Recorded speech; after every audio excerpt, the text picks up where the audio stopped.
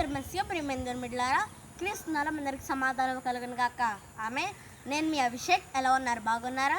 అదేనా లెగుస్తున్నారా? ప్రార్థన చేసుకుంటున్నారా? నాకేమైనా జయించుకుంటున్నారా? మీరు అడుగుతున్నాను.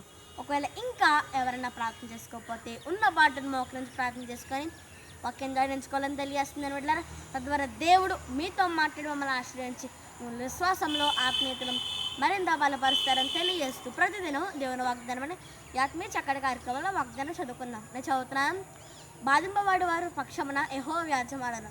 కీర్తన గ్రంథము 140 అధ్యాయము 12 కనుక దేని బిడ్డలారా వాగ్దానం బట్టి మనం ఏం తెలుసుకోవాలంటే మనకు ఈ భూమి మీద ఎన్నో శోధనలు ఉంటాయి, ఇబ్బందులు ఉంటాయి, శ్రమలు ఉంటాయి. వాటిని బట్టి మనం బాధపడుతున్నాం. మరి మన ప్రభువైన యేసుక్రీస్తు మనకి ఏమైనా వాగ్దానం చేస్తున్నారంటే బాధింపబడి వారి పక్షమున నేను యెహోవా వ్యాజ్యమాడను.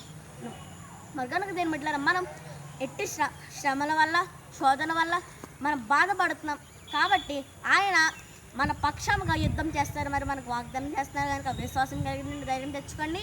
వాగ్దానం ఎత్తిపెట్టి ప్రార్థన చేసుకోండి. దేవుడి మాటలు దీవించం కాక. ఆమేన్. ప్రార్థన చేసుకోండి.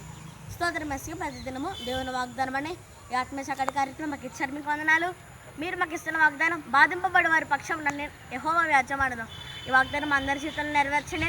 ఎవరైనా రోగులంటే వారందరినీ స్వస్థపరచండి. ఎవరైతే పుట్టినరోజు పిల్లలు జరిపించుకుంటున్నారో వారందరూ ఆశీర్వదించండి. అనేకమైన పుట్టినరోజు పిల్లలు జరిపించుకోవాలి సాయం చేయండి. ఎంతోమంది సేవకులను సంఘంలో ఉన్న వారందరినీ కాచి కాపాడండి. మా భారతదేశంలో ఎలాంటి అల్లర్లు జరగకుండా సాయం చేయండి. మా భారతదేశాన్ని రక్షించండి. సాయం చేయండి. రక్షణం తండ్రి. ఆమేన్. కనుక దేని బిడ్డలారా ఈ వాగ్దానాన్ని మీరు పొందుకున్నారు కనుక లైక్ చేయండి, షేర్ చేయండి, సబ్స్క్రైబ్ చేసుకుని మంచి మంచి కామెంట్స్ పెట్టండి. దేవుడు మిమ్మల్ని దీవించును గాక. ఆమేన్.